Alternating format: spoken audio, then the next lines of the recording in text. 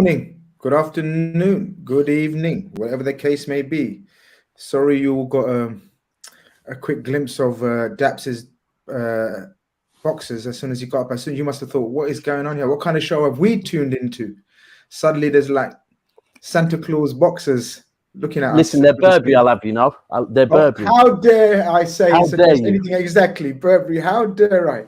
Of course, people, you're very welcome to Eurostars after a magnificent Champions League game week 2 that we had over the last couple of days. So much to get through, so many goals, so many teams involved, so many big clashes.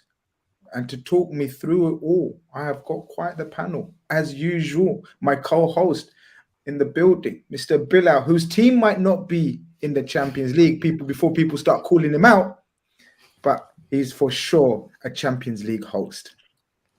Yeah, 100%. Listen, my team might not be in it, but I'm doing a little scouting sessions. Maybe we'll be back next season. You never know. But yeah, for the most part, the Champions League this week has been, for me, fantastic, especially after the Premier League being cancelled. I think we all needed some big clashes, some big games, and just a lot of energy. So yeah, great football all round, in my opinion, and so many storylines, so many different things happening. So yeah, let's get into it, man. I love messages like this on my channel. Grizz a little bit salty on Twitter tonight. Listen, if you're not going to be salty as a tribe, I heard, Grizz. I heard. Yeah, but I mean, this is what I mean, innit? It's like it's like it's abnormal. But I don't know what's been said, Grizz, because I was on a stream and someone said, like live, and someone said, Daps, get on Twitter. Grizz is being salty. Oh, kids. And I don't know why. But by that point, we were 2-1 up. So I was like, exactly. Deleted it by now, probably. No. I'll bring it up, actually. You know me. I'll bring it up. But people, I'm about 20, 25 subscribers away from 18K. It'll be wonderful. It'll be wonderful if you could get it tonight. I've done a smart, one of those smart, clever YouTuber tricks of the trade, apparently, right? I've even left it like, no, you don't have to be a subscriber to be viewing it today in chat. So subscriber mode. It's open in the hope that someone listens to the pearls of wisdom coming from these brothers and likes and subscribes to my channel because of these brothers. And talking about pearls of wisdom, Mo is back. Mo is fresh. Mo's had a break. Mo's back on our screens with more pearls of wisdom. How are you doing, my brother? I'm grateful to be here. Grateful to be with this company here with Bilal, yourself, Daps, and Jam. It's a great night, Champions League night. I thought they would fall, Man City. I thought I'd fall. I was coming with guns blazing to these guys. Oh, is it? Is it, Mo? Okay. I was in a channel this morning, and the guys are like, "What are you doing there?" I'm like, "I'll be on a Grizz channel," and I'm thinking that Dortmund might do something, but then Man City are too freaking strong, man. They're too freaking strong to fall. We're gonna get into it. Go on, Dabs. You're giving Mo this because obviously me and Mo, we do Never Fail together, so we're friends. I'm Never not Fail friends. Wait. Here, he's thinking this is free. I can go at Daps. I can talk about his club. And wait, hold on. I'm a bit hurt. Wait, hold on. So you and Mo are friends, but me and you are what? No. Exactly. Hold on. We're all friends. We're all friends. But Mo is literally like one of the Never Fail hosts. So like. No, but it doesn't mean I can't get on City.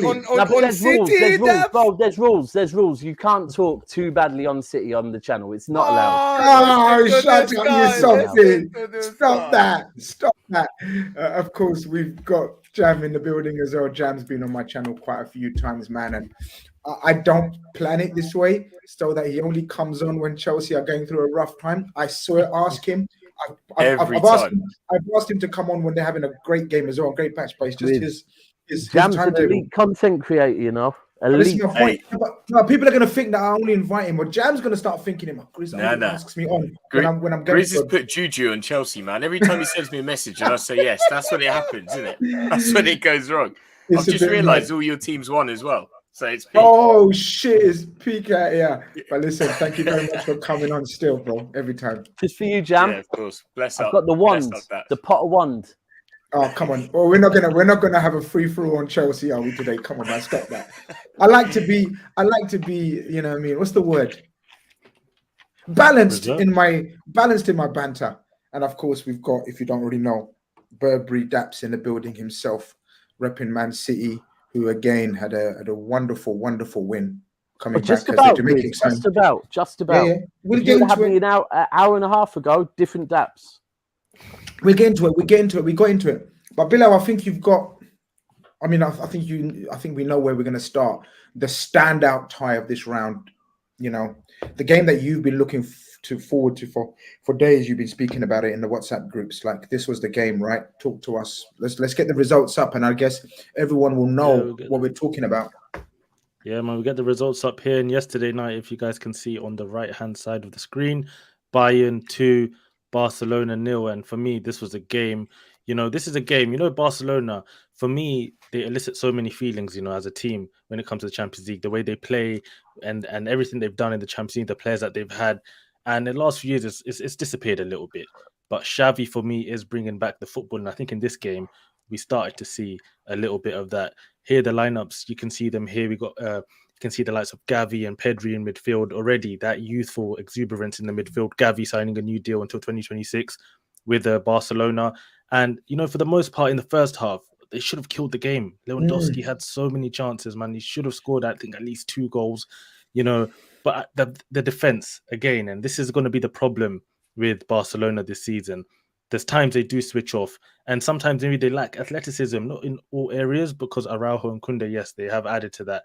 But they the 2 Chelsea players you've just mentioned again. Yeah. Sorry, Jam.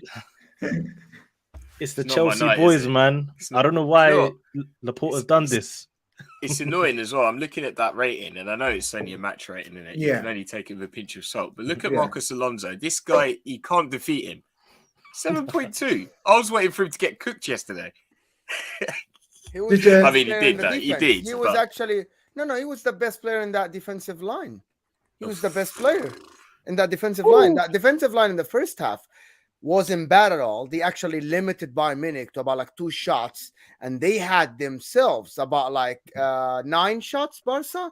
And I thought Barcelona showed Bayern Munich how to play the football on the ground. I'm sorry, Pedri, Gavi, and Busquets showed Kimmich and Sabitzer how to actually move the ball. And tactically, Xavi was, to be honest, was on top. Tactically, he won the battle. But at the end, the class of Sane, Mane, and these guys is just this different class. Do you know what? We just had this conversation. Me and Ty just literally had this conversation on our show about Barca, and we were saying that we feel like this game, and I'm speaking on behalf of me and Ty right now, we feel like this game came too soon for Barcelona, right? That unfortunately, you've come up against Bayern Munich, and you can play all this great football. It doesn't matter. And I think I said to him, I gave him a few examples. I said, should City have beat Real Madrid in the second leg? Probably. Should Arsenal have even up to the 65th minute have beat Man United the other week? Possibly. But the fact is, if you don't take your chances against teams like this, it's long. It's long. And sorry, Daps, I was going to say, do you know what it is, guys? I mean, we all watched the game, and obviously, probably, I'd guess one of the most viewed games around Europe last night. Do you reckon, guys? Probably. I watched you lot, Grizz. I'm not going to lie. Okay, but overall, this one must have been one of the top games, right? Viewed around Europe. I'll come to you, Mo, first. Is it one of those situations where we know where we are with Barcelona, and Bayern are probably more settled as a team, as a squad? Of course, they got Sadio Mane in there, they're supposedly X factor for this season. By all accounts, he had a stinker. By all accounts, right? I'm not going to say, no, I'm just telling you, from Bayern fans, by all accounts, he had a stinker. With the amount of players, though, Mo, with Barcelona, and we know they brought in so many changes, are you of the opinion it's just a matter of time? Don't take this. They shouldn't be so disappointed with this result. Of course, the performance was there, but it's just a matter of just be patient with Xavi. Kinda, but also you have still playing Busquets as your defensive midfielder. You want to sell De Jong, and your forward is 34 years old, which is Lewandowski. So the main spine of the team is still old. You don't have a defender that you can rely on. Araujo is good and all, but he's not a leader. So the spine of the team is still not the greatest, while you want to get rid of one of the best midfielders in the world, which is De Jong. So for me, it is kind of strange that the way they're going. Yes, they're giving Xavi these youngsters and all the Rafinhas, the Dembeles, blah, blah, blah. But you just went and signed a forward to mask the wounds there. So for me, it's a matter of time, yes, but they need the next window is the next 2 windows are the most crucial windows in Barca. They need to sign a young striker to follow the footsteps of Lewandowski, and they need to either make up their mind that you're going to keep De Jong to follow the footsteps of Busquets, or you're going to get another guy. I think, for me, the next 2 windows are crucial in Xavi's reign as a Barca manager. Jam, did you see the game? Did you catch that game? And obviously Chelsea were linked with De Jong as well, and you can see why Chelsea were linked with him in terms of if he was to replace Jorginho, he'd probably be the ideal replacement. Again, what Mo says, he should be the next replacement for Busquets. How do you see the setup? Because Gavi and Pedri are there for years, right? They're going to be the futures of Barcelona. Is it a case of just staying tight, staying patient, and Xavi knows what he's doing? He'll get it right in the end. Because by all accounts, they played some marvelous stuff yesterday. Just couldn't put the ball in the net, could they? Yeah. I mean, look, let's be real. If they would have taken that first Lewandowski chance, then it was probably a long night for Bayern Munich. Yeah, I mean, going behind to Barcelona in like the way they keep the ball, yeah, it would have been a long night. And let's be real, Bayern probably came out, they got a rocket at halftime and just kind of rose to the occasion at home and all that. So yeah, it's a bit unfortunate for Barca, but it's clear to see that Xavi is cooking something. I mean, you could see it from the end of last season, and obviously they had 1 lever, 2 levers, 3 levers, 4 levers, pulled all these players in. They're probably going to do it again, aren't they? So I think there's obviously a long-term plan in place, to do with Busquets in that position. I don't think it's Frankie de Jong though. And it's not Kessia as well. It's not Frank Kessia is not the guy. Frank Kessia is more of a number 8, like box to box. 100%. And the reason I say it's not Frankie de Jong. I know time can heal all wounds in football, but it just feels a little bit wrong. Do you know what I mean? How it all. He's not that guy in that sense to play that number 6. He's not got it to hold it all together. In my opinion, yeah, he's not got it. No. Kwabi OBG sends a super chat of the first super chat. And says, to be honest, Barca were better with Bayern, were more clinical. I'll tell you what proves they were more clinical. Daps, look at this one. Joseph sends in a super chat. Appreciate the support. He says Bayern 16-2 on aggregate in the last 5 games versus Barcelona. Daps, Barcelona, okay, pretty, trying to get back to some sort of level, but Bayern are just a machine, aren't they? Is I feel like I've said on a few shows that I feel like this summer was the summer that Barca were trying to get themselves back to the level where they're competing with the Premier League. But I don't think their window was that great. It was as good as it should be. If you're trying to get yourself back to where they want to be, I don't think it was as good as they should be. Obviously, we had the luxury of playing them. Admittedly, it was in a friendly, but I've seen City play Barca before, right, and be outplayed. Barca playing out from the back in that game against City, it wasn't the same. It didn't bang the same, and they had some of their new players on the pitch. And I think this is the issue that with Gavi, and again, me and Ty were just saying it, Gavi and Pedri, they're two, along with Vinicius, they're the 3 young stars of Syria La Liga, that people want to see. But when you look at Xavi and Iniesta, you look at the players they have around them, then you look at Pedri and Gavi and the players they've got around them, it's not the same. But then we said, could they leave? And I'm thinking, I can't see them going anywhere else. They are Barcelona players. And 100%. under Xavi, they are under the right manager. But I think it's going to take a while. Look, the good thing is in that league, they could win the league this season. They could.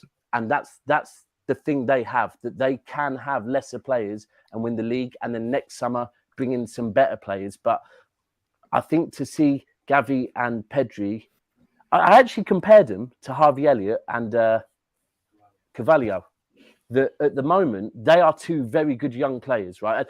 I'm not saying they're as good as, let's be clear, but they're two young players that have. But know what's needed now to mess with the giant of Real Madrid and the giants of Man City. Yeah. They're being thrown into very good example. And it's like, you know what? Very good example. They can be some great young players, but right now you're messing with a different animal. On them. Too much pressure. But the difference is, I think Xavi might manage it correctly, and I think he might calm them down. Let's just say he knows a thing or two about midfielders, doesn't he? This is the thing. Let's remember, we're not talking league at the moment. We're talking Champions League, right? Me as a City fan, I know the difference. Trust me. And this is the difference. You come across a team like Bayern, a team like Liverpool, to be fair, who we will move on to, a team like, I'll even put Chelsea, they've won 2 now. You come against people with history that know how to win these games. Right now, they'll still win the game. But the problem is we have to get rid of these teams now. You get them to the knockout stage, completely different story. Different animals. So the likes of anyone that's won a Champions League, City, PSG, we need all these teams that have won Champions League. We need to put nails in coffins right now and get rid of them. Ship them out. Talking about, we've just mentioned a few youngsters there, Pedri, Gavi, obviously far lesser extent right now, Elliot, Carvalho, and we've mentioned a few other youngsters. I think, Bilal, you want to speak about someone that stood out. And for me, probably balling it out in Europe, probably one of the best youngsters in Europe right now. And I enjoy watching him so much. Bilal, the floor is yours. Yeah, so Jamal Musiala, once again, we keep talking about him. I feel like every Eurostars show at this point, because whether it's in the Bundesliga, whether it's in the Champions League, he shows his class time and time again. He's someone who's so tactically intelligent. Even this little heat map, you can see he's picking up so many different pockets of space. You can use him in so many different positions. And the comparison this week has been made between him and Pedri of Barcelona, of course. But, these two, they have similar qualities. Yes, they can, create chances, score goals, blah, blah, blah. But for me, Musiala offers so much in terms of his flexibility. And when you have a coach like Nagelsmann, I think he's just such a perfect player. Thierry Henry said it yesterday. He looks like he's 13 years old, but boy, when he gets on the pitch and when he's playing against these men, he looks like he just fits right in. And yeah, for me, you can just see his class every single game. And was he man of the match yesterday? So yeah, I think that just sums it up about Musiala. He's just getting better and better. And Germany they've stolen a star from England, I guess. He could have played for England. Again. I tell you, that is some skill. Anybody else want to speak on Jamal Musiala? Because I could spend all night and we haven't got all night. Anybody want to say something about Jamal Musiala? Just quickly, I mean, I'm just talking about pure heartbreak tonight constantly, but this guy came from the Chelsea academy, and it just, do you know what? In one hand, I'm thinking, I'm glad to see him doing so well. Like, I really am, genuinely, as a football fan. The other hand, I'm thinking that's another one that's got away. This guy's so good, and he has this ability. He must weigh like 50 kg, maybe even less. He has this ability to look like he's skipping over the grass, a bit like Sean Wright-Phillips. He's so agile, and you could just see defenders are struggling to know which way this guy will go. He's so good. And, with more experience, more age, more maturity, you're going to start to see him getting more goals, more assists, really hitting it on the money. Do you know what I mean? This guy's going to be really, really good in a couple of years. Mo, if I ask you... Yeah, go on. Okay, go ahead. I just wanted to ask something. Are we really counting Bayern Munich as favorites to this, or still not? Well, before we got into that, I wanted to speak on Musiala. I wanted to speak about Bayern Munich in terms of ending the chat on Bayern Munich section. But if I just ask all of you for one name to compare Musiala to, in terms of stylistically, who's going to end up, I just wanted to see what kind of different, and I prefer if you all guys say at the same time rather than copy each other. So I'll keep talking for about 5-10 seconds. I want you to think of a player, because I don't want you to copy each other, because I just want to see how we perceive football differently. It's always interesting. So I want you to compare a star of the past or even current that Jamal Musiala reminds you of, because I've had a debate on another platform. So I'm gonna be real after three, we're gonna say it. After three, we're all gonna say it. One, and we'll all capture it. 1, 2, 3. Dele Alli. I'm saying. I'm going. Someone said Dele Alli at this point. We're gonna hold that thought. Someone said Dele Alli. Who said Dele Alli? I'm going a bit of Kaka about him. Okay, Kaka, Mo, Iniesta. Iniesta, Daps? I'm not going to talk. I haven't watched enough of him, bro. Oh, come on. Okay, No, that's fair no, enough. no. Cool. I can't do that, bro. That's cool. fake. That's absolutely cool. That's cool. So Kaka, Iniesta. Prime Dele Alli, and it sounds funny. He's a bit quicker than Dele Alli, but he's got the same kind of attributes in a way. He does. I'm telling you, prime Dele Alli, not recent. In terms of Musiala, there's some like goal output. Musiala, you can see him scoring goals like the way Dele did at a certain point, so you can see that getting into the box. But even Iniesta, for me, I feel like Iniesta is a bit more reserved, compared to Musiala. I feel like Musiala's so punchy, man. Always in the final third, trying to do crazy stuff. Yesterday, skipping, as Jam said, the way he played. Can we have running skipping over players? Is reminds me of how easy Iniesta used to dribble. Yeah. Can we? I like both shouts, but I want to cheat, and I want to make a hybrid of both for now, and let's see him develop. And Daps is cool as well, because you're right. If you haven't seen enough of him, it's wild to just make these claims. Of course. So let's hold fire on that one. I like that. People remember that in future shows. Let's see how he progresses, because I've got a shout in my head, and I don't want to speak on it too much because people are going to say I'm gassing him too much. But say it. We're gonna. I've already said Kaka. What could be better than Kaka? I want to hear it. Oh, there is someone who's better than Kaka, but. Grizz, I want to hear it, man. Come on. Can I guess? Maybe that's Ty's here. He's saying he wants to hear it. Shout out Ty. Go on, guess, Mo. No, is it Paul Gascoigne? No, not Gascoigne. But Gascoigne's more powerful. Gascoigne's more powerful. This guy.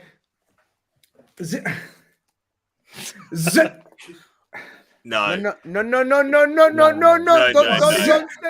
Don't. Anyway. Zinchenko.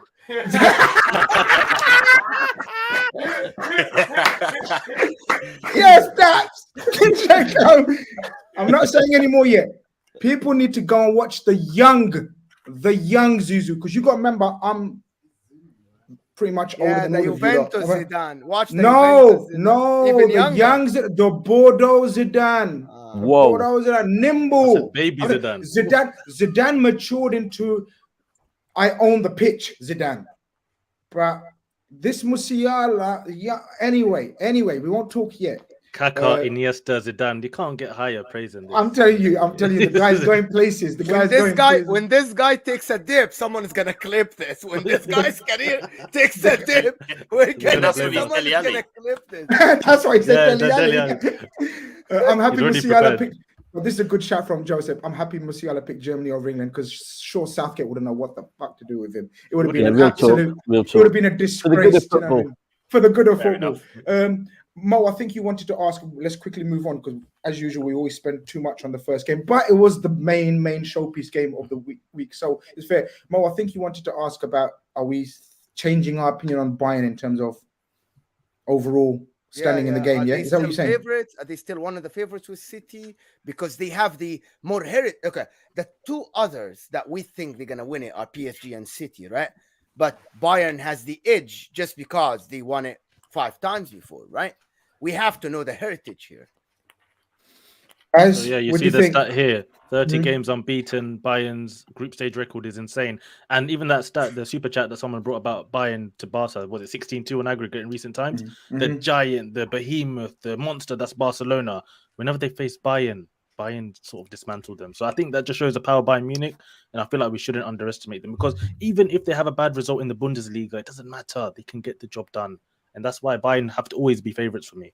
That's what I think we said semi-final prediction. Yeah, right? We've spoken about Bayern for me a representation of Germany. No matter how bad the national team is, they always reach the latter stages in the international tournament. Let's get Daps and Jam's things. We've spoken about Bayern in the previews, haven't we? Before Bilal and Mo. Daps and Jam, what do you think in terms of Bayern, where they finish, or where do they rank in the favourites? After you, Daps. Listen. You're asking a fan of Manchester City who, respectfully, at the Bernabeu last season, witnessed heritage at its best. And I'm proud to say in the league, we know how to get it over the line now by any means. But that's the thing with, like, I will honestly say it, last season, if Liverpool faced any other team in that Champions League final, except for Bayern Munich, Liverpool win the Champions League, right? They were tired, they were drained. And unfortunately, for once, heritage wasn't on their side. It was on Real Madrid's side. Same with Bayern Munich. These three teams are teams that know how to do it in the Champions League. And that's why. And Carefree, I'll be honest with you, however bad a season Chelsea can have, I will now say Chelsea in the Champions League, we never know when they could pull it out of the bag. And it's the same thing, that once you know how to do it, you know how to do it. And Bayern really know how to do it. So are Bayern the team of, many, many years, to be fair? They're not. But I wouldn't want to face them in the knockout stages. This is what are you saying? Where do you think they'll end up? Where do you have them? In one word. Quarters, semis? Right. All I will say is, from a City's point of view, I'm not for City to win the league, for City to win the Champions League, we need to face PSG in the final. I'll give you that clip. I'm asking about Bayern. Yeah, bro, but all I'm saying is Bayern's, Liverpool, these teams need to go. Because if they don't and they make it to the knockout stages, any of them can go the whole way. Because they know how to do it. So top three. You put them in the top three. Favorites. They could be. Jam, hopefully we get a clearer, less vague answer from you. Do you know what? I'm going to be a bit controversial here. I rate Bayern Munich. I think you've killed it with the controversy already with the Dele Alli shout. But we keep it moving. Do you know what? Everyone forgets what Prime Dele Alli was doing, and I hate that guy. I do, but you know what? It is what it is. I wouldn't want Chelsea to place Bayern. Definitely not, because they would slap us like they did last time. They're capable of doing that on their day. But what I saw yesterday kind of made me think they're a little bit more vulnerable than I think they have been in the last 2 years. And that's probably because they're missing Lewandowski. I'm going to say as it is, they're not as good as they were, in my opinion. So I would actually call them as quarterfinalists. I'm going to be honest. I think they could go out to any of the big guys. I'm with you, mate. I'm absolutely with you. I said it at the start with these guys. I wish I had that confidence. I said Bayern Munich for me are not one of the favourites, but it's early doors and so far it's looking good. I see a little echo again. Don't know. Hopefully it's not Daps again. Echo. But we move on. Of course, we move on to the other game in that group, which was Inter, a group of death. One whipping boy and three top teams in there. Mo, your team made the trip to Czech Republic. Please someone help me out. Yeah, Czech Republic, Viktoria Plzen. It was a shit game. It was one of the lowest games in terms of the distance ran for both teams. Mm-hmm. And we looked at the stats today. There was only 84 kilometers and 85, which I think it never happened in a Champions League. Wow. Because it never happened in the Champions League. Both teams, 185, 184 kilometers. Normally, we'd see the 100 at least for the teams. The game was very slow. Viktoria Plzen are just happy to be in the Champions League, basically. Inter could have finished the game 5-0, but they didn't. They weren't clinical. We're still missing Lukaku. And De Vrij is probably the worst form of his career. So for me, it is all going to come down to the two games between Inter and Barça. So Inter play Barcelona home the next game, and then away at the Camp Nou. Yeah, so now it's the double hit, isn't it? Where they play home and away, both teams. Yeah. So if both teams win, the advantage for Inter would be that we play Bayern Munich the last game, and Bayern Munich at that point might be through as actually top of the group already. So they might even not care about the game at all. So it depends, to be honest. But it looks like Inter are not as strong as I thought they would be. Without Lukaku, the coach is running out of ideas. He is under massive pressure, especially after the loss to Lazio, the loss to Milan, and the loss to Bayern Munich. He's under massive pressure. He's running out of ideas. And it's not looking good for Inter as opposing to Barcelona, who even when you look at the Spanish newspaper, they were proud of the team. Inter winning at Czech Republic away, they weren't proud of the team. They said the team could have done better. For me, I'm glad that there is a break, but we play Udinese in this weekend away. Udinese that have won the 4 last games. They're on winning form. They just won against Roma 4-0 in the last round in Serie A, Mourinho's team. So it's not looking good, but I'm glad there's a break coming. But this group is just going to come down to the 2 games between Barcelona and Inter. And we know that Barcelona's defense is not as strong as Jam said, and as you guys said, all of you. So for me, if Lukaku's back, it's going to make the difference, to be honest, for us, because Lukaku with Inter and Lautaro is a different one than the Premier League saw. So for me, it's just going to come down to this. It's funny that you spoke about the break coming up and you're so relieved and glad that you've got a bit of a break. Brother, there's no one more happier than a break than Liverpool Football Club and me right now. It's come at a very good time. And I guess it's a good segue into my team. We won't spend too long on it. Good game. I managed to get to the game very quickly before VIP. we move on. What was going on? What was going on there? Very quickly, we move on. Before we move on from Inter, Joseph says Inzaghi's DiMarco and Bastoni rotation confuses me. But we'll speak about that again. Mo, I'm sure we'll get Mo's opinion on that. But yeah, managed to sneak into the executive lounge somehow. You know what I mean? They let a hood rat like me into executive lounge. Boy, I don't know how they done that. They need to check up more, man, on their security. But we move. Times are hard, bro. We move. Wonderful experience, of course. Shout out my friend Sass, who sorted all that out for me. Magnificent night all round. But it would have only been it's only a magnificent night because of that last minute winner. Liverpool were much better, much better. We needed a performance from Van Dijk, Fabinho, Mohamed Salah, and of course, all eyes were on Thiago returning. I thought it was a majestic performance from Thiago Alcantara. As soon as the ball was fizzed into him in that first minute, and without looking, he just banged it out to Trent. I thought, yeah, look, imagine poor James Milner in that position, and it wouldn't have been the same. Do you know what I mean? So, look, and that's no slight on them. Thiago is just an elite baller, but overall, we were much better. People know about Ajax record. That's, I believe, their first defeat in about 20-something games away from home. And in Europe, and that's a magnificent record at this level.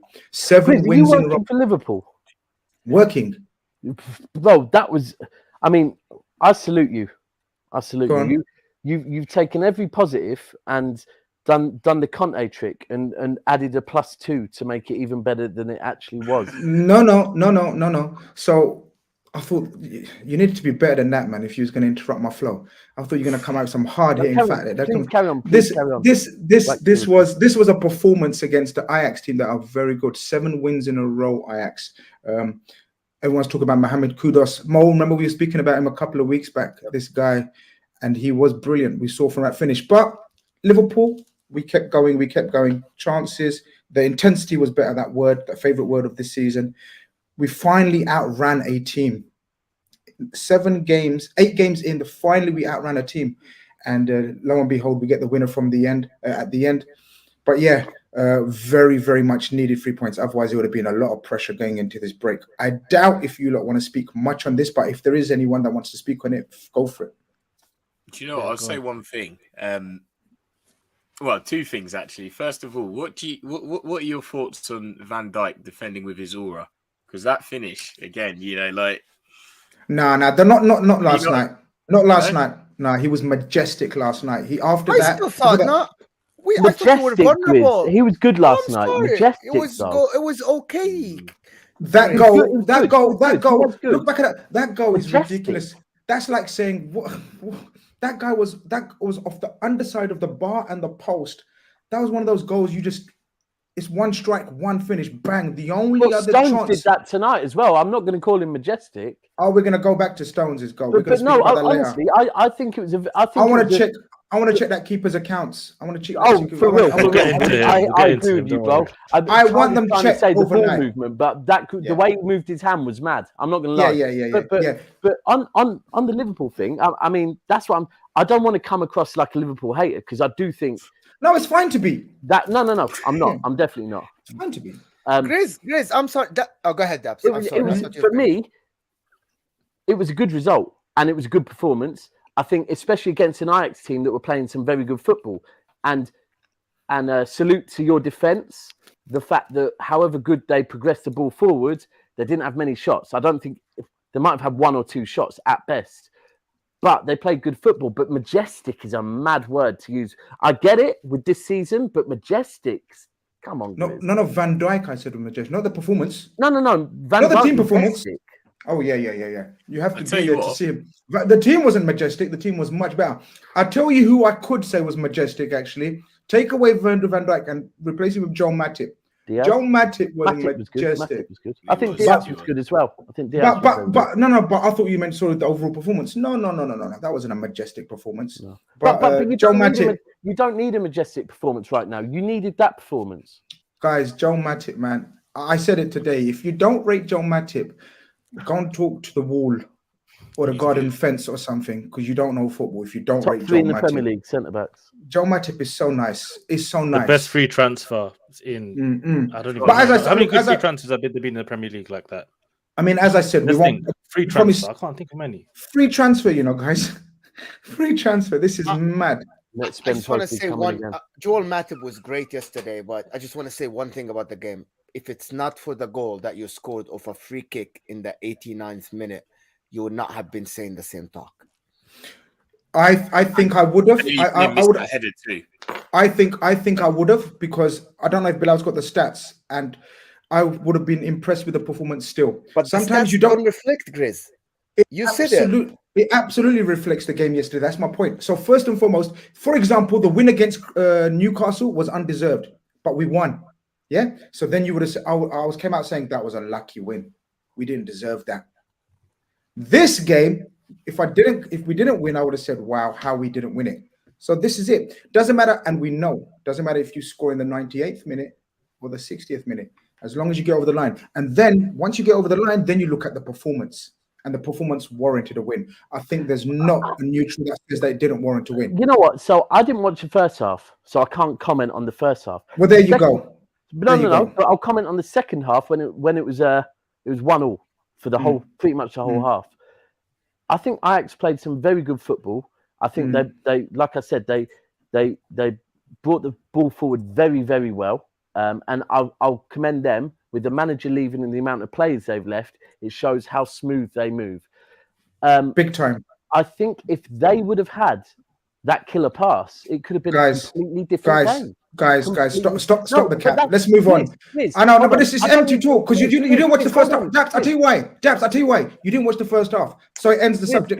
Because please let me finish. Based on, I have let you finish. But what I'm saying is, look at that. Put that up and cut in. But look, I didn't put it up.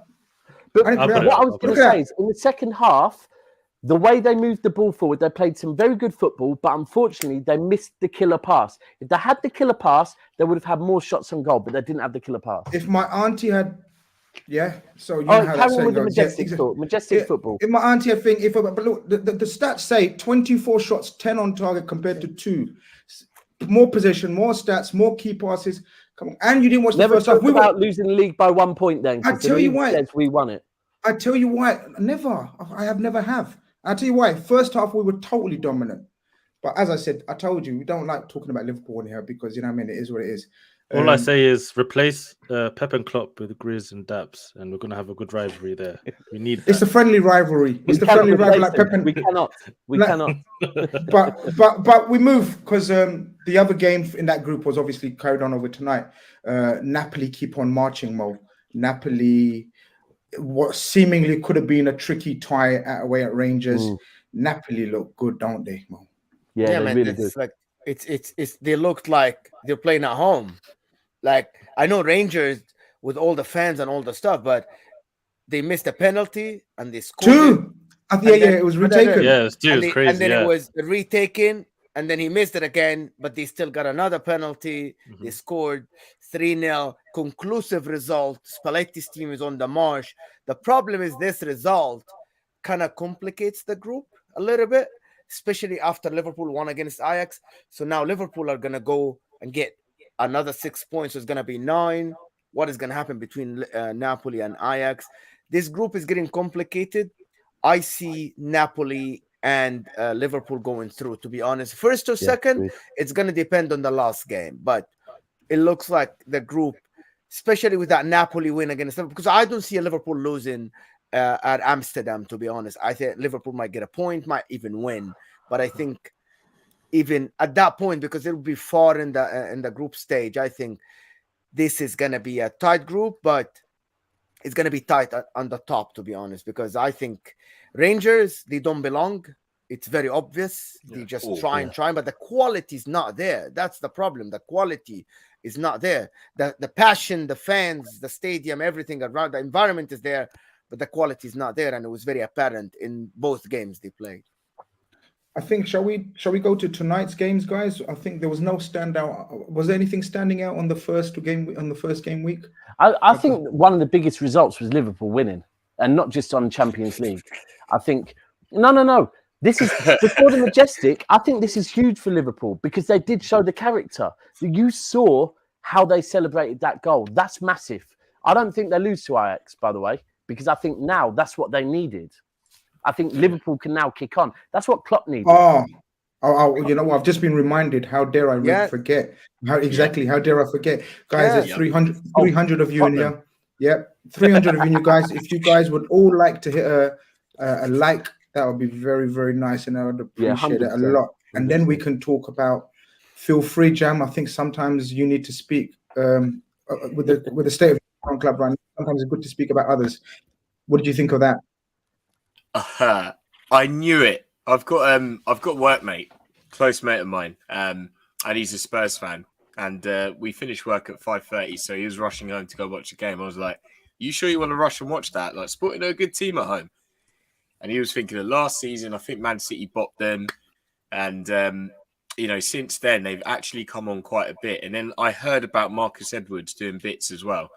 And you could just kind of get that feeling about that story. The guy that left the academy has come back to haunt them. And man, Sporting did a job on them. I mean, Spurs, they have some similar issues to Chelsea. They look quite flat at times, quite lethargic with their play, lack a little bit of creativity.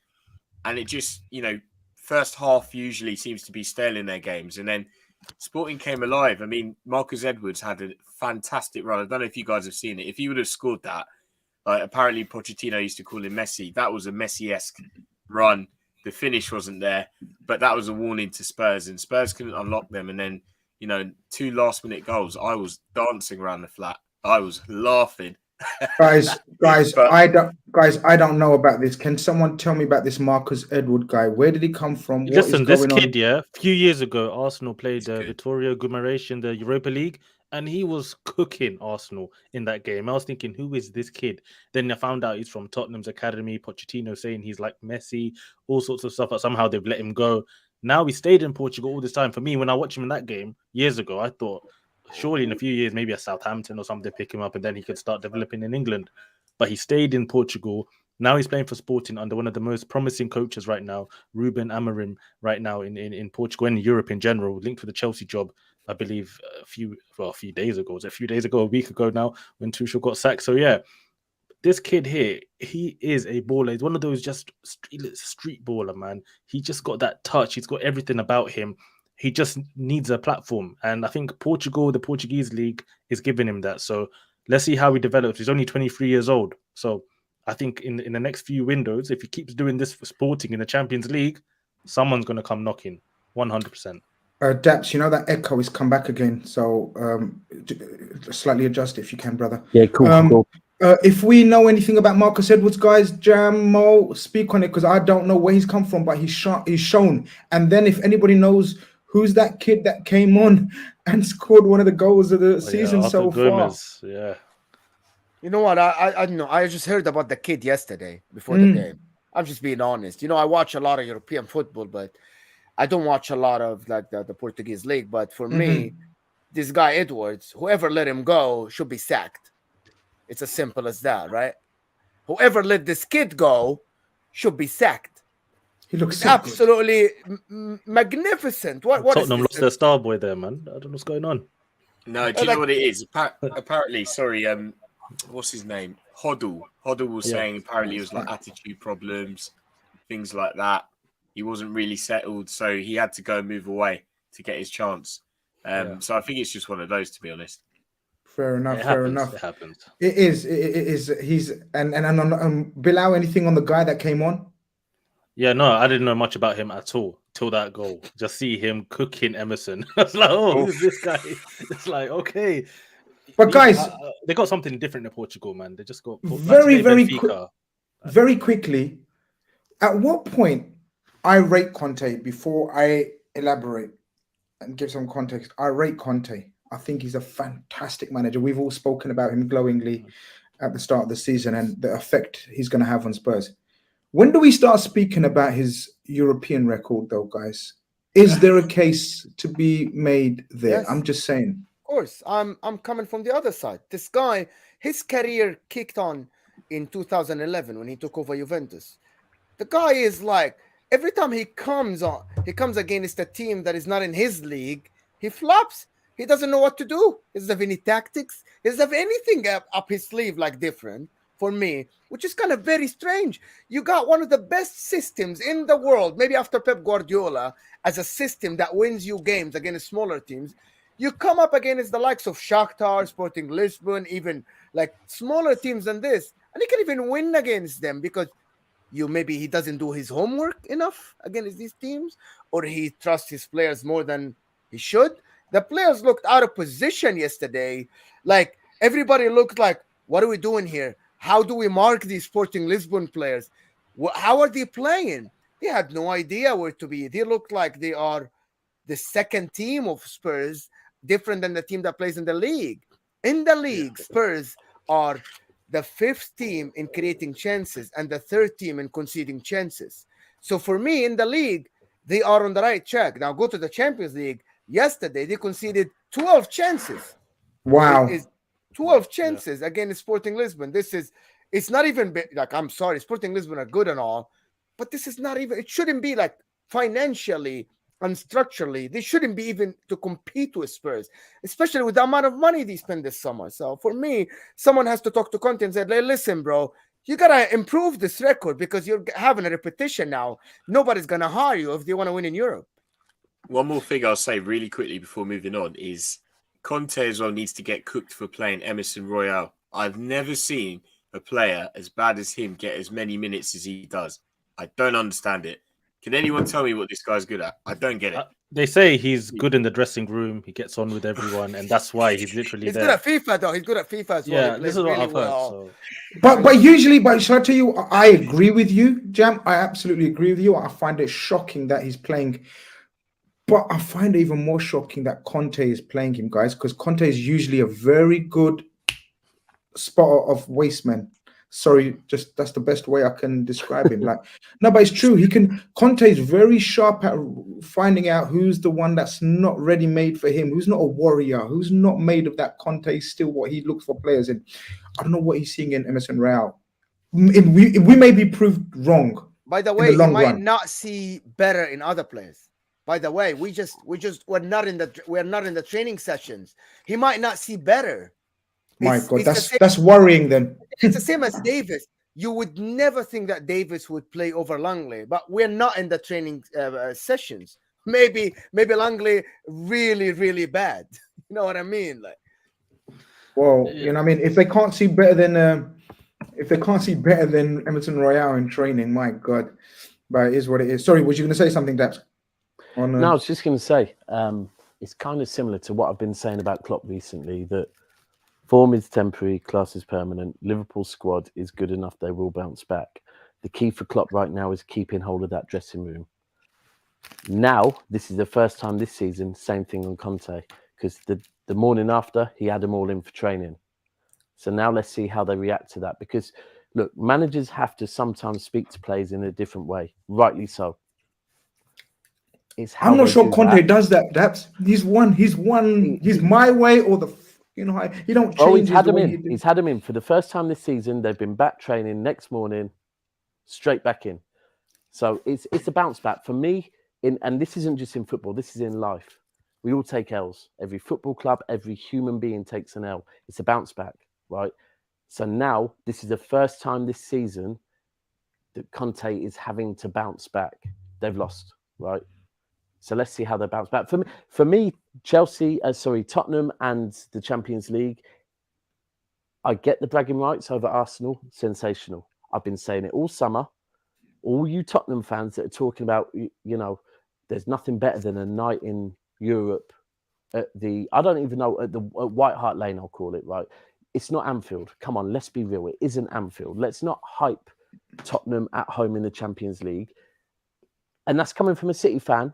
But I understand. We can't talk about the Champions League like that. Same with Tottenham. I think Tottenham need to go out the Champions League and concentrate on Carabao FA or the league.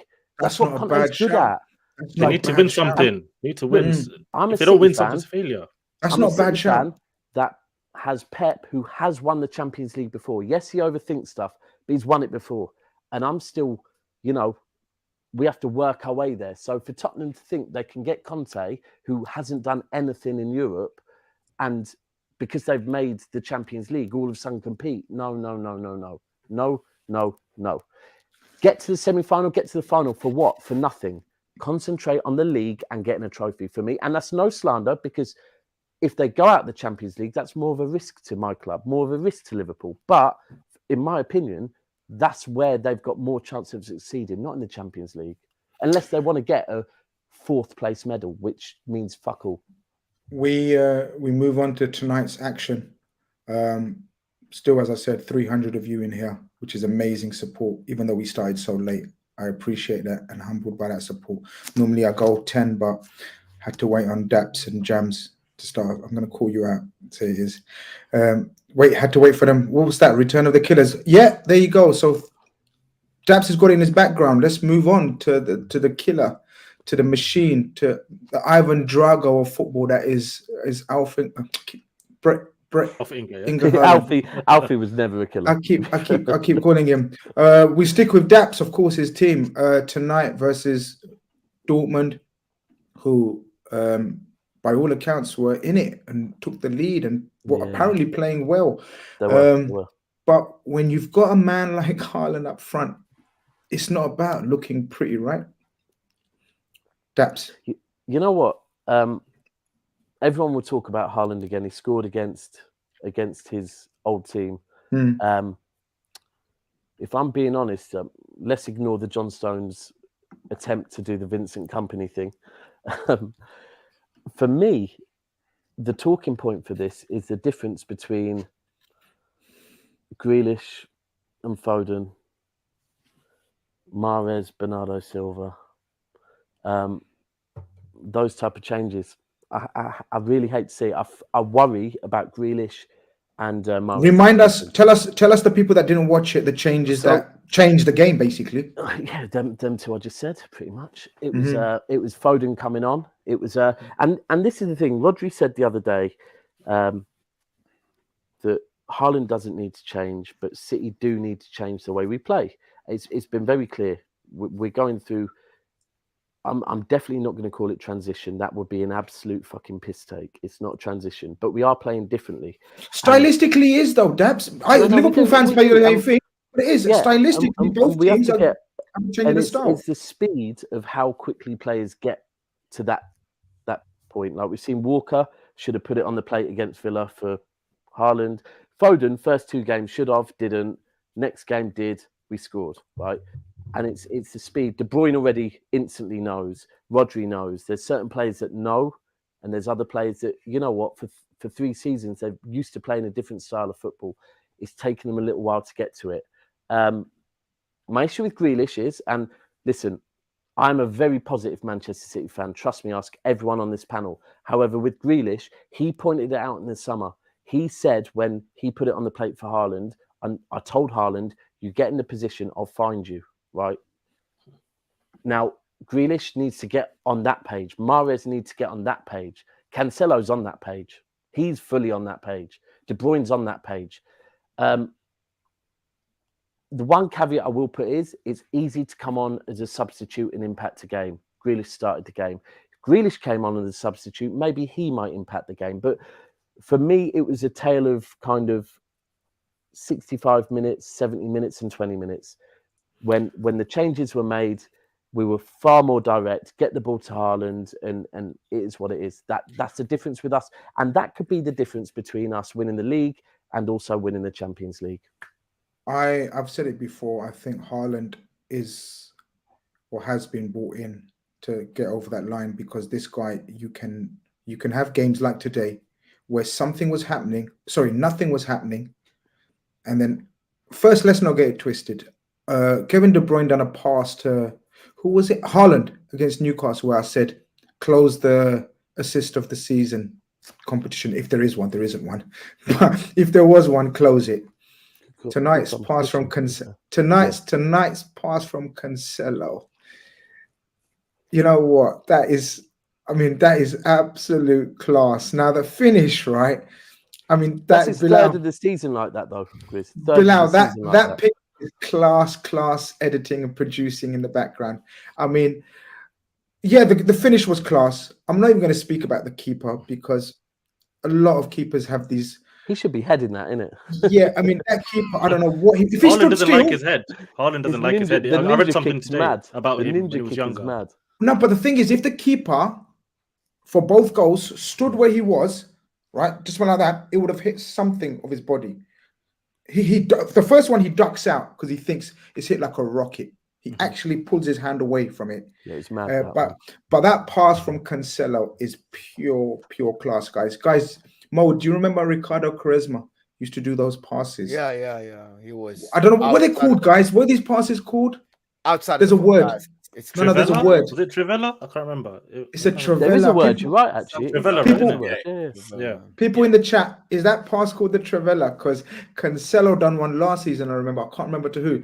This guy is phenomenal. But you know what it is? He's a right-sided defender. He's playing on the left, and instead of working out how to use his left foot, he's just like, fuck it, I'll use the outside of the right, no problem. And he's been doing it. And to be fair, Bruno's starting to do it as well for United, strangely enough. But it is, if you can't use your left foot, just use. But the beauty is that you can use it to curve it round defenders, which is exactly what he did tonight. It was sublime. It was one where the two goals tonight, I did a watch along for the last 20 minutes, and my reaction's probably like, I'm looking at, hold on, did that really happen? Did that pass? And it wasn't the Haaland finish, it was a pass from Cancelo. It was the pass. Guys, do you want to come in? You want someone to come in on that? Can I do what my daughter? We're going. Okay, I was just. I want to talk about City before we move to Dortmund. I want to talk about City from a different perspective. To be honest, you know what? Today I was watching City on the main screen, and I had Juventus, and I had Napoli, and I had the Chelsea as well. But my main focus was teams. I get it. No, my main focus, because I thought that the way Dortmund play is suitable to how Man City play.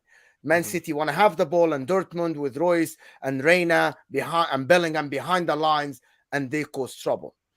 But the fact is, nothing happened to City before that Stones shot, and the amount of chances, not called chances, half chances, and good positions that Dortmund got in that before that goal, and even after they scored, it was, to me, the fact that, listen, even though we see the vulnerability of the City, they still won the game convincingly and without a doubt.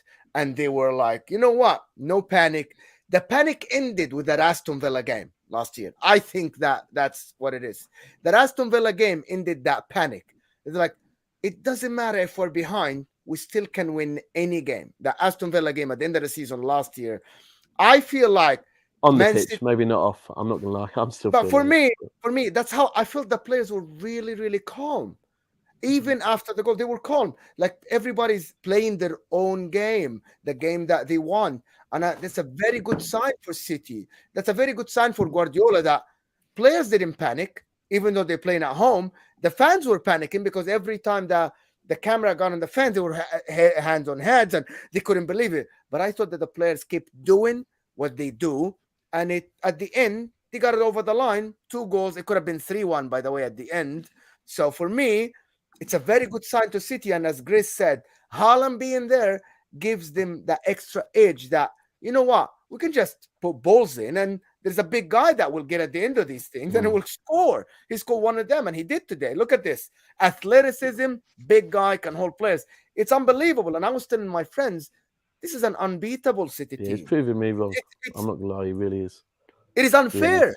I'm watching this game, And it's unfair. Akanji stones the right back and they still win the game. It's unfair.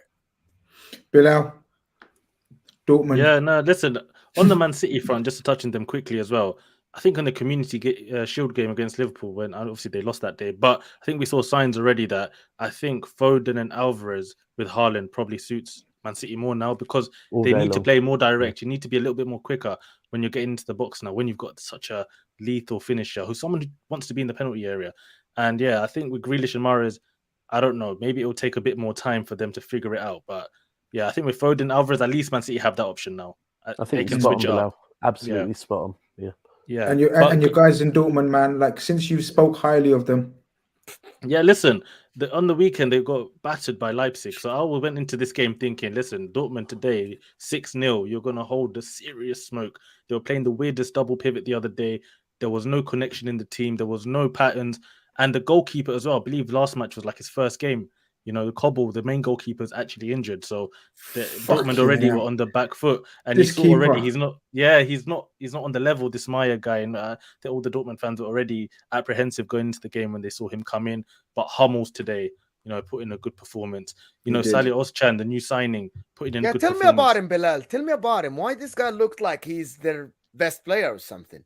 Yeah, listen, this Salih Özcan guy, I can't remember where he's come from, but since they signed him this summer, all I've been hearing is that this guy's the best signing that they've made. He's going to be the guy to transform their midfield. Him and Bellingham in the middle, that's going to be the way they're going to go. And I think we saw it today. He has got that quality and he can now, in this kind of game where, to be fair, you know, when you're playing sometimes a big team, when you're going into a game on the ropes, really, getting battered by Leipzig and you're thinking, okay, we're going to have to just be solid here and try and not concede chances, block the passing options for Man City. Maybe you can have a bit of an easier day in that sense because there's no pressure. There's no pressure. I think Dortmund struggle when the pressure comes on. That's when they start to crumble. But I think it was a wild tactical move and decision from the Dortmund manager to go 3 at the back when they were so comfortable, everything was fine, and they suddenly went to 3 at the back and it fell to shit. Like City swarmed them after that. Yeah, it was like they looked tired as well, Grizz. They couldn't get out of their half. I mean, I couldn't for the life of me why he made those changes, but. So excuse me. Do you know what it is? I'll be honest. There was 1 or 2 points in the last 15-20 minutes where there was 50-50 balls and they gave up on them. And I just thought, yeah, you're tired. That is the issue with when you play City. That does happen. But that's part and parcel of it because Liverpool do the same. You keep passing, you tire the teams out. And that's why our 2 teams score so many goals in the last minutes. It's not a fluke. And this is not lucky. Where if I look at your game, you know what I said about your game. My key point on your game, if I take away you saying majestic and all of that, is that was a huge win for Liverpool. That was the type of win you needed. Your fans didn't stop singing, by the way, so salute to them. And that is the type of result that you need. The same today. We got that result. PSG also came from 1-0 behind. If us and PSG want to, this is not the league. We know how to do the league, but we have to show this character in the Champions League. We have to. If we want to win the league, if we want to win the Champions League, these are the games that are going to win us the Champions League. Not against Dortmund. We need to be able to do it against your Real Madrids, your Bayerns, your Liverpools, your Chelseas. But it's these games, it's coming from behind and showing character. So I'm good. And we're not cooking yet. We really are. And I've said this before. No one really is, even around Europe. Real Madrid have obviously. We're not going to speak much on Real Madrid. Very routine. 8 wins in a row. I think it is now very routine. We're not going to go there, Bilal. But you know, shout out to Benzema as well. Shout out to Real Madrid. If you want a Real Madrid game, just tune in after the 75th minute, and then you'll get the game. Exactly. But what I want to quickly touch upon before we come to Chelsea. We give Jam a few minutes to prepare him for Jam. Very quickly, Mo. Juventus. Wow. He's getting sacked, bro. He's getting sacked. No fans. He's getting sacked. He has to get sacked. That guy Allegri. What was that? No fans? No fans in the stadium like this. No. There were fans, but they didn't fill the stadium. Yeah, there were fans. Yeah, exactly. But what's going? So Mo, what is going on? What's the narrative? What's the narrative? He lost it. This guy Allegri just lost it. He's playing Leonardo Bonucci in the middle. He got cooked Leonardo Bonucci the whole game. Even though you think here the 7.1, he was at fault for most of their chances. In the middle, Paredes was okay. Miretti was not great. Kostic was not great. Dusan Vlahovic barely touched the ball. Milik was great because he scored. But the whole team looked like they were playing away. You are Juventus. You know what? When you forget that you're Juventus, you're Liverpool, you're like Chelsea, you're Barcelona, Real Madrid, this is when the manager takes all the blame. You know what I mean? They forgot that they're playing home. They were playing like they were playing away. They were losing every 50-50 challenge. I was watching the game as well, and I was talking to some of the Juventus fans, and they're like, what is this? This is not our Juventus. Juventus are used to winning. They're thinking about him getting sacked, the only one on the market that can replace him. The problem is he makes 12 million a year, so they have to pay him the rest of the contract. Are they worried? Yeah. Are they worried? Has to be, Debs. Because we just had this conversation for the first time. Juventus, who have had a real monopoly on Italian football for a minute, and some of that goes back really, really far with the corrupt stuff that happened in Italy that Juventus took advantage of. All of a sudden, the Milan teams are coming alive again. You've got Napoli, who have always been there, but Napoli this season are starting to play some quite nice football. Juventus, for the first time, are losing that grip they've had of Italian football. Oh, now, yeah. They've always done well with the free transfers. You know, they've got players on frees. They've had them for a season, sold them on for a massive profit, and that's how they've managed to stay ahead of all the other teams in Italy with very clever business. But when it gets to that point where you're no longer winning all the trophies, you might have to move away from that business model. And Ty said earlier, he made the interesting comparison to Manchester United, that Manchester United had this monopoly. And then when they stop winning stuff, and you're getting players like, I think he mentioned Schweinsteiger and who is the South American, but when they're getting players on good deals, but it's like, you're not that Falcao, you're not that team anymore. Other teams are catching up with you. You need to try and do some clever business. Otherwise, you know, AC Milan had a good win tonight. Inter Milan, for me, Inter Milan are a team that if they get to the knockout stages could be difficult to beat. So, guys, it is. No, I agree with you. I agree with you. And this table doesn't paint a pretty picture at all, does it, Bilal? There's a serious. So who do they have now back to back? Because Mo was speaking about back to back games now against home and away. You play the same team. They have Maccabi Haifa, so they are in. They have Maccabi Haifa. They should get the points home and away, but you never know. The way Maccabi Haifa took play today doesn't mean that you're gonna just go there and it's gonna be easy for them. It didn't look like PSG didn't have a walk in the park. So for me, if PSG struggled a little bit against Maccabi Haifa, who says that Juventus are gonna go and do the job? Let's move on to Chelsea. Chelsea, Potter's first game, right? What a game to come into a Champions League game, right? The guy had a fresh trim. I tell you, he normally looks like a proper bag of mess, man. But today he was looking slickers, man. He thought West London, Chelsea, come on. It was like me in the executive lounge at Liverpool. This is how this guy was coming on today, man. He thought, yeah, I don't deserve to be here, almost. But look. Graham Potter, wonderful manager in my humble opinion, and he's going to do great. I was very, very surprised, pleasantly maybe. I don't know. I'm not pleasantly because I'm giving shit, but I was just from a footballing point of view. I was very surprised the way he set up. He did not set up like this at all. This is the formation that we're showing.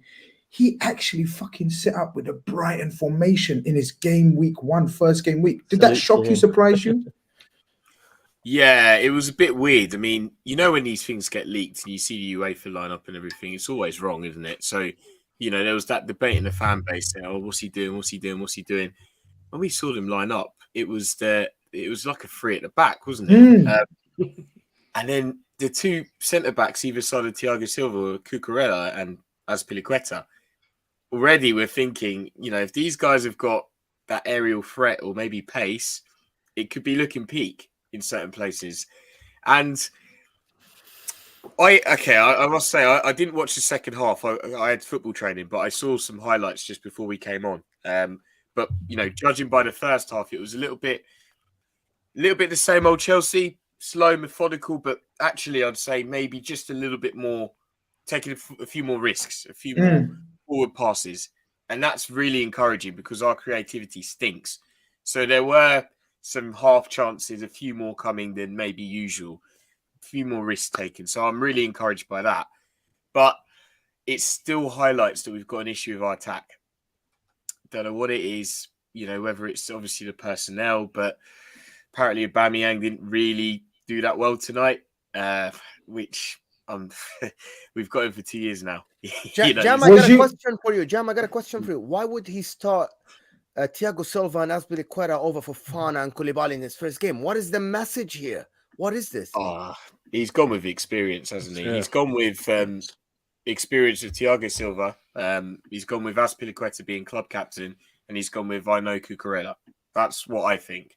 He's gone with those three because we've got Kepa in goal. So he's thought probably, how am I going to protect this guy? I need people I can trust. Koulibaly's been a bit shaky at times. And Fofana, first Champions League game, I think. So maybe he just thought, let me just go with the experience for this. So I kind of understand it. But it was a bit disappointing because that would have been the first place I'd make a change, would have been Fofana playing instead of Azpilicueta. At the very least, if not Koulibaly instead of Cucurella, and Cucurella left wing back, I think we could cook a little bit better, probably more balanced. We've got some things to do, and this break's come at a very good time. Grizz, you were saying that you were looking for the break as a Liverpool fan. I'm glad that our game was cancelled this weekend. I'm glad our game's cancelled again. So we need this break. He needs time just to really sit down and work with these guys, Bilal, I don't know if you wanted to come in, but I'm just very quickly going to say, I actually thought Sterling done really well in the first half. He looked like a different... That's going to sound so bait. Like, how did he look so different, like under one coach to another? But I thought he had a certain amount of freedom, even though it was, in theory or technically, he was playing left wing back. Like he was playing that Trossard role that is invented for Trossard, like where he plays attacking players. Solly March, who's by nature a winger. He suits it, Sterling. One of the bits Sterling played well. Sterling doesn't get spoke about enough is he. This is the difference between him and Leroy Sané at City. Sterling is never afraid to get back and get involved. He tracks back. He follows runners. Sterling's very, very good at that. I actually said it's strange because there's a lot of echoes from the show I did with Ty earlier to this show. Sterling started the season well, and I couldn't care less what anyone else says. Sterling has started the season very well, and if people want to be critical of Chelsea, no problem. And I've been critical of Sterling without a striker because his numbers come when he has a striker. Sterling has gone to Chelsea and shown that he is a world-class player, in my opinion. So, you know what? I do get what you're saying about him playing. He's the type of guy that he knows systems. When you know systems, Grizz, you know it from your club. When you know systems, you can work systems. Look at Zinchenko and Jesus. They've gone to Arsenal and hit the ground running. When you know how to play in a system, you know how to play in a system. And Sterling can play in a system. So it does make sense. It's just Potter needs to get everyone else.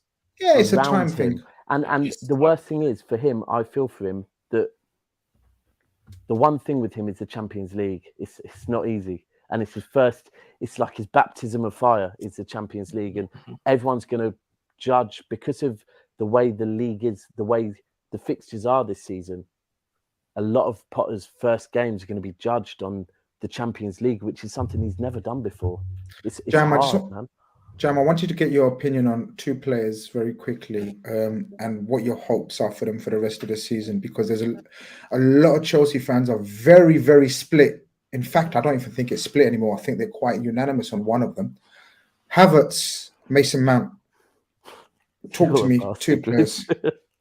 Havertz. The thing is, he came in with all this potential. He obviously got that goal in the Champions League final that gave him wings.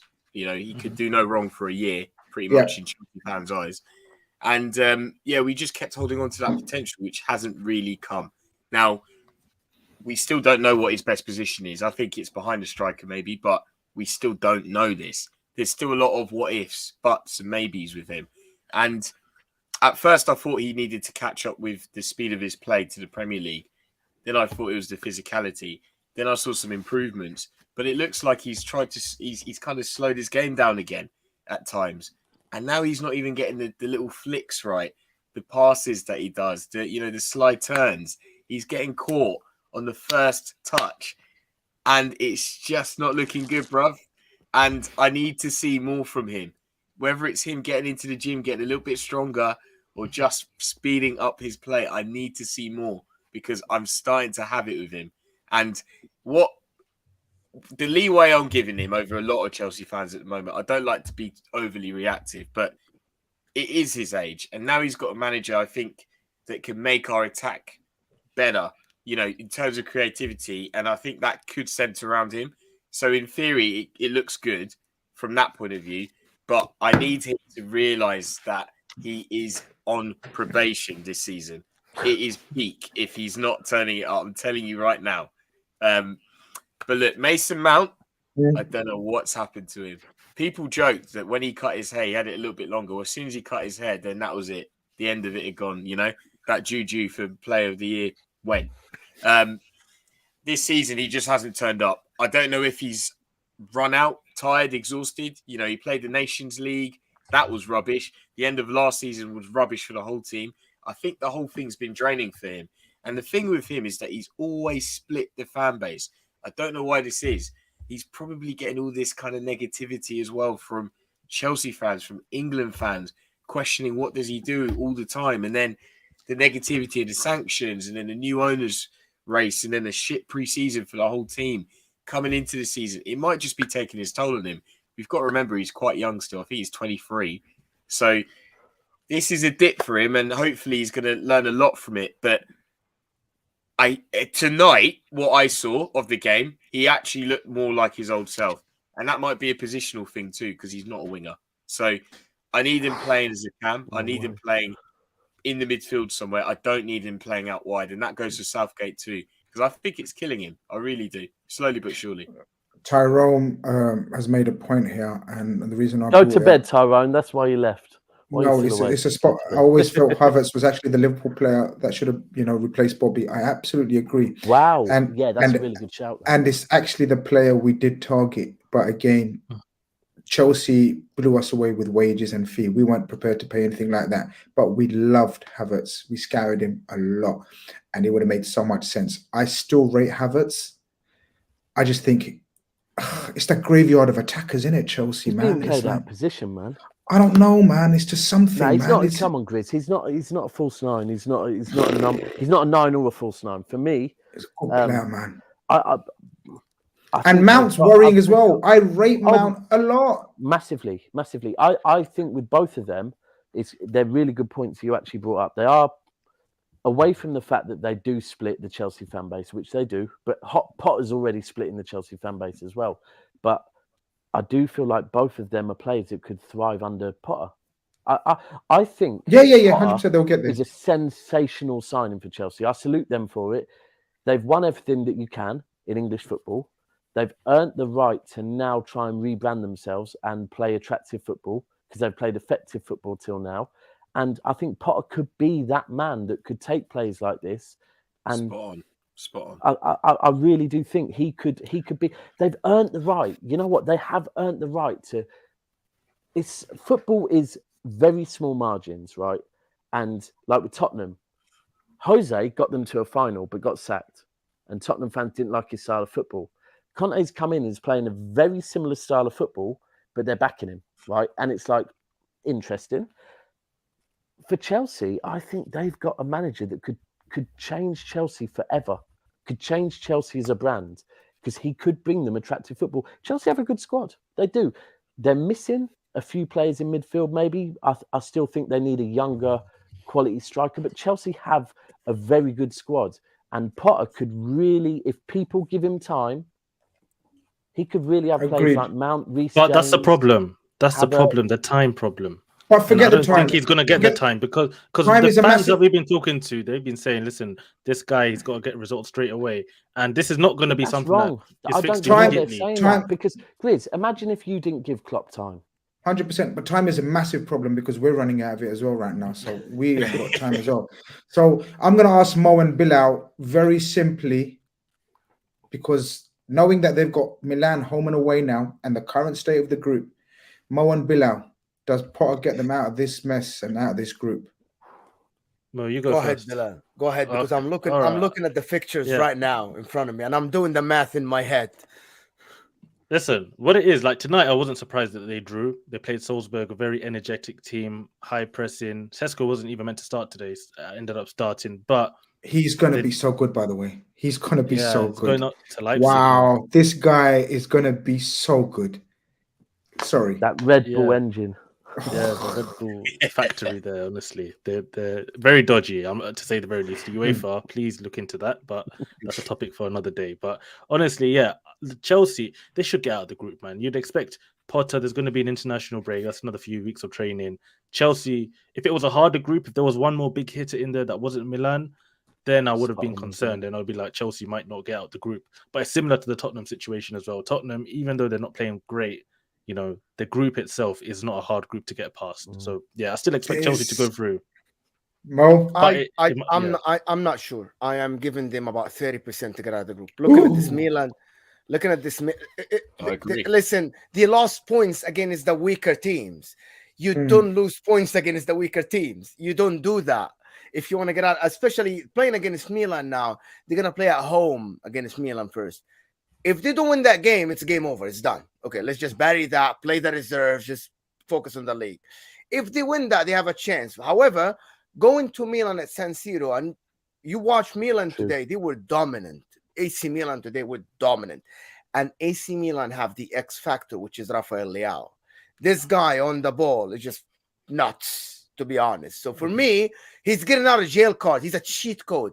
We call that in Serie A. So for me, Chelsea, they have to win both games at least, or win a game and tie the other. But for me, the way it looks right now, I don't see them getting out of the group. Potter has to do a better job. I still have faith because of what Bilal said in terms of the quality of the other two teams. That's the only reason. I still think the other teams are much of a muchness. They'll take points off each other. But saying that, Chelsea have to go get 4 points from Milan. Home and away, 4 points. And then I'd say they have to go to Salzburg and win. They have to go to Salzburg and win. Third game in Champions League is always massive. They have to. Salzburg away won't be easy because that City and Rocking, we've been there.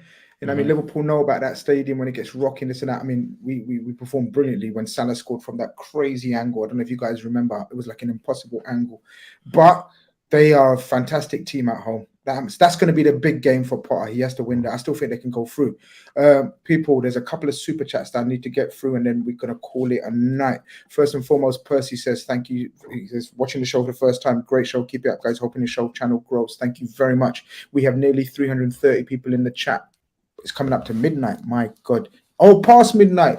I want to know your subs, Grizz. I want to know your support. If you've passed I don't know. I don't think so. We'll check. We'll check right now. Shaka says, why is there no pressure on Arsenal? While I check my subs, Mr. Bilal, talk to me.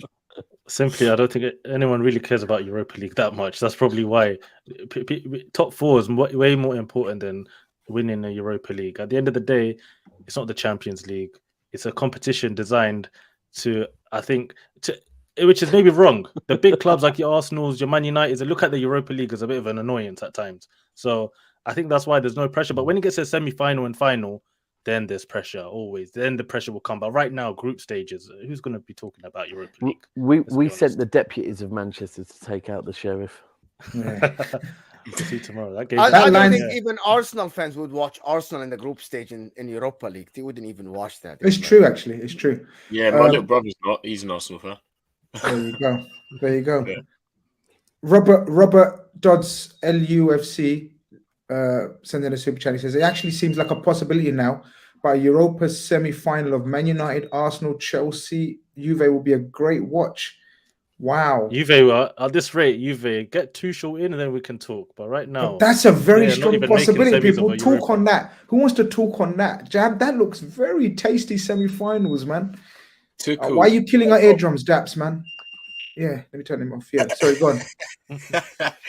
I mean, yeah, that is actually quite tasty. Tuchel at Juve. It could work if he gets a little bit of time out as well, just beforehand. Yeah, he can go there, and we know what he can do. He'll do the same thing he did for Chelsea. He'll turn them into a solid team. I think that's. What do you think, Mo? I think that's going to happen, right? I don't know. Like, if Allegri's job's going, who's the best manager out there right now that's available? No, Tuchel for sure. Tuchel is gonna go. It has to be him. But for me, I don't like Thomas Tuchel, to be honest. Like, for me, I don't like him. I'm not a big fan of his. Like him, I'm not like. Yeah, he won the Champions League. Di Matteo won the Champions League as well. So. Oh, they're not, no, you can't do that. You can't put two. Listen, mate. He coached PSG. He coached PSG. He coached Dortmund. He coached Chelsea. And until this moment, I don't see the footprint of him other than tightening the defense, which is anybody can just come in and play five in the back. And I'm sorry.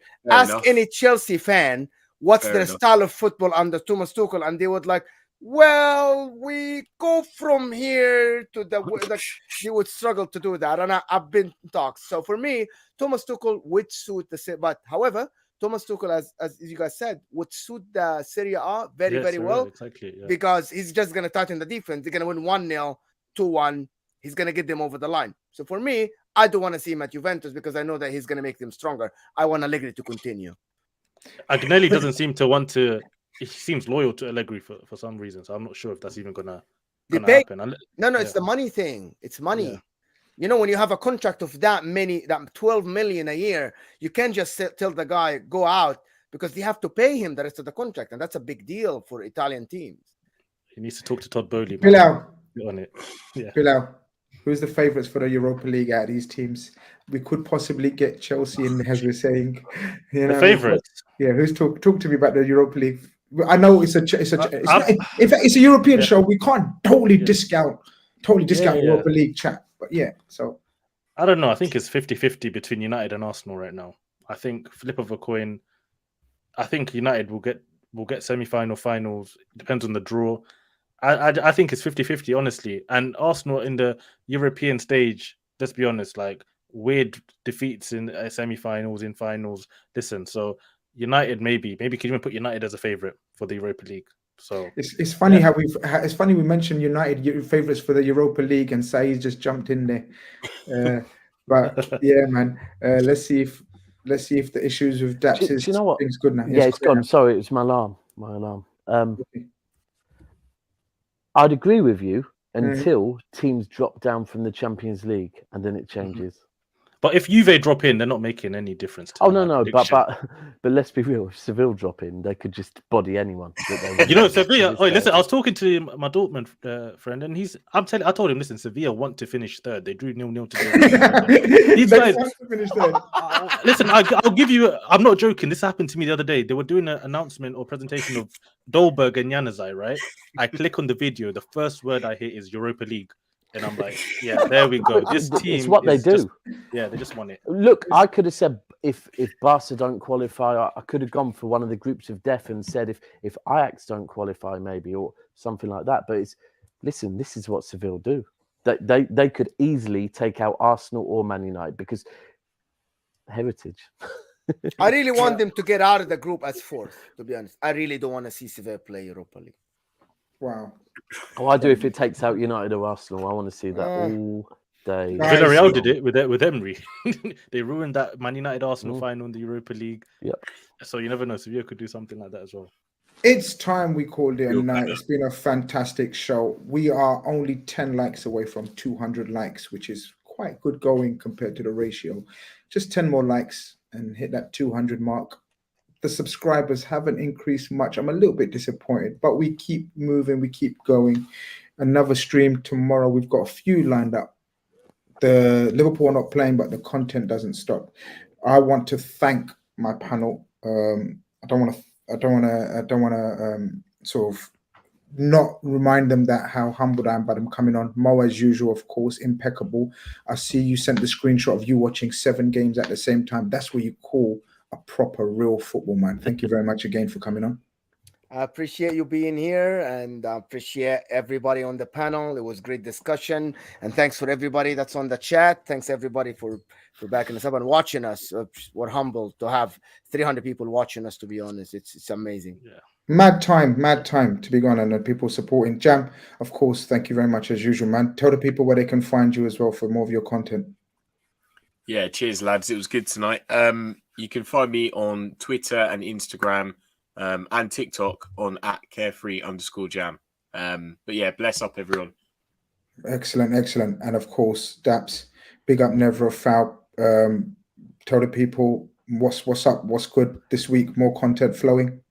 Yeah, every day. There's something every day. Tomorrow, Ty and Mo, I believe, are going to be on round about 5-ish before, play the Sheriffs.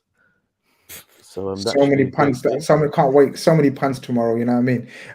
That's going to be fun. People, no, thanks for having me on, and great panel. Always a pleasure. Never a troll. Bilal, we're back tomorrow. What we got? We got Young Bucks tomorrow. Young Bucks, yeah. FPL, of course, it will be back on Friday. Yeah, and then we got the call in on Saturday, which will be fun. You never know, actually. I may be doing a call in from a special location. We're going to talk on that. In private. You see someone putting a thumb up there. Someone with negotiations. We see how that works. And if we can pull off something, we will. But thank you very much, guys. It's been wicked. Wonderful chat. Eurostars. Big up, everyone. We out of here. Take care.